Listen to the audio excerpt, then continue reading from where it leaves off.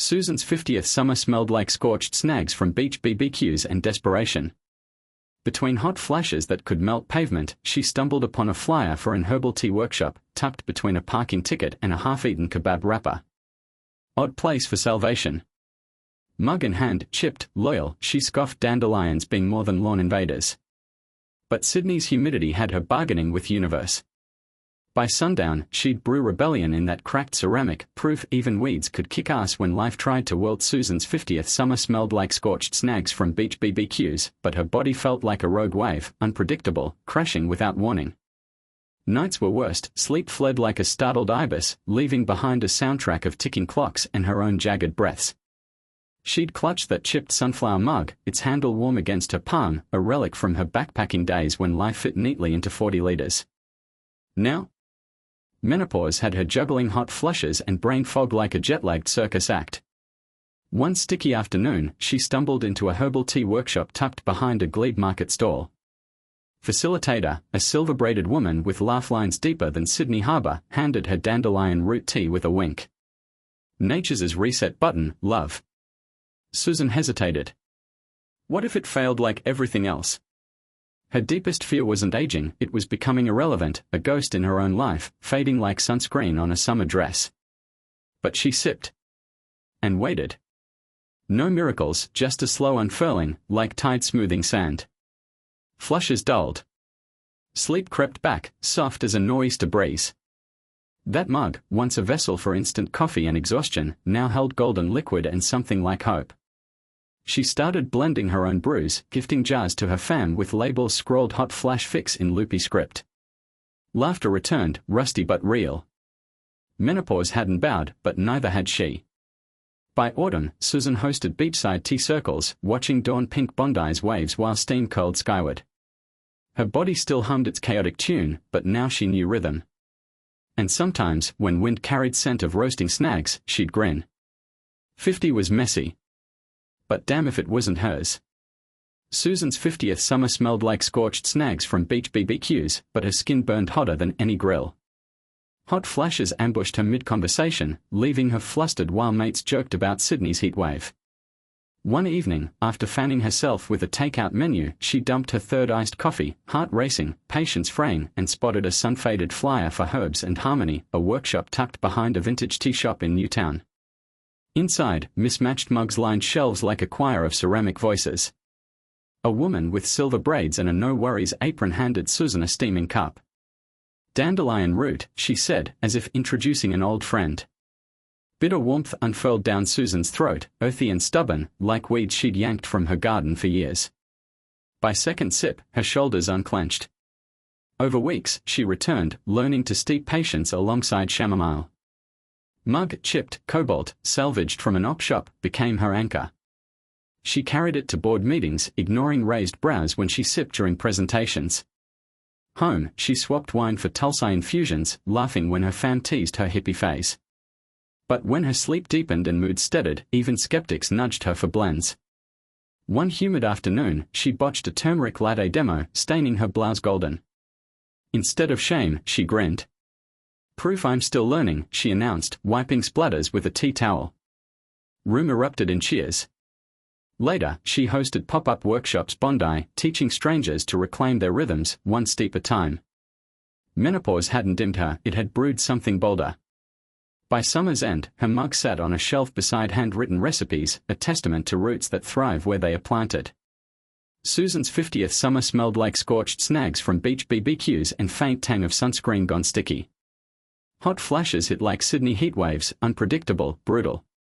She tried every remedy her fam swore by, chilled towels, soy milk smoothies, even standing in front of freezer aisle woolies like some deranged snow queen. Nothing stuck. Then came herbal tea workshop flyer, crumpled under a pile of bills. Dandelion root for hormonal balance, it promised. Susan scoffed.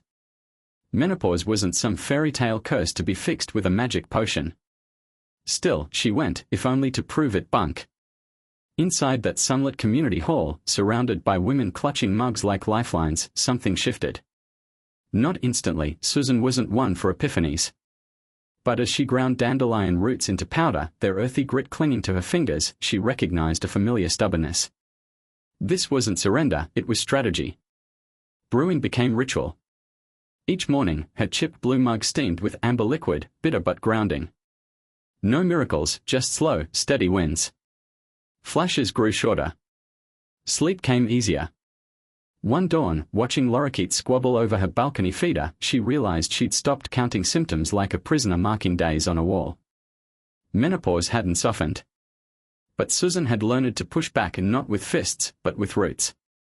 And that, she decided, was victory enough. Susan's 50th summer smelled like scorched snags from beach BBQs, but her skin burned hotter than any grill. Nights were a battleground, sheets tangled, sweat pooling where sleep should have been. Herbal remedies cluttered kitchen counters, each promising relief, until a rogue dandelion punched through her cracked patio tiles. That stubborn yellow head became her muse. One sweltering afternoon, clutching a chipped mug painted with cockatoos, she brewed her first batch of dandelion tea. Bitter, earthy, defiant, like her mood. Weeks passed, hot flashes dulled to embers, and an idea took root. Why not share this scrappy victory? She signed up for a community herbal workshop, nerves buzzing louder than flies around leftover pavlova. Setting up her station between a lavender evangelist and a turmeric fanatic, Creator arranged mason jars of golden petals, her mug front and center. Folks drifted past, some sniffing skeptically. A woman in a sun hat muttered about weeds. Then woman did something reckless. She raised her mug, "This'll shut your ovaries up faster than a kid spotting broccoli," and downed it like a shot. Crowd froze. Someone snorted. Then laughter erupted, phones lifted, flashes popping. By sundown, her tea stunt had blitzed local socials, dandy menopause trending between surf reports and memes of bin chickens. Next morning, sun hat lady returned, clutching her own mug. "All right, hit me," woman poured, watching skepticism wilt into stunned silence after one sip.